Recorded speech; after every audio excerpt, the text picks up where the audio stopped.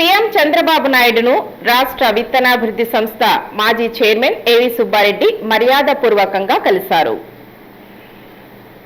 రాష్ట్ర విత్తనాభివృద్ధి సంస్థ మాజీ చైర్మన్ టీడీపీ సీనియర్ నేత ఏవి సుబ్బారెడ్డి రాష్ట్ర ముఖ్యమంత్రి చంద్రబాబు నాయుడును విజయవాడ సచివాలయంలో మర్యాదపూర్వకంగా కలిశారు. తన దృష్టికి వచ్చిన సమస్యలను సీఎం చంద్రబాబు నాయుడు దృష్టికి తీసుకెళ్లారు.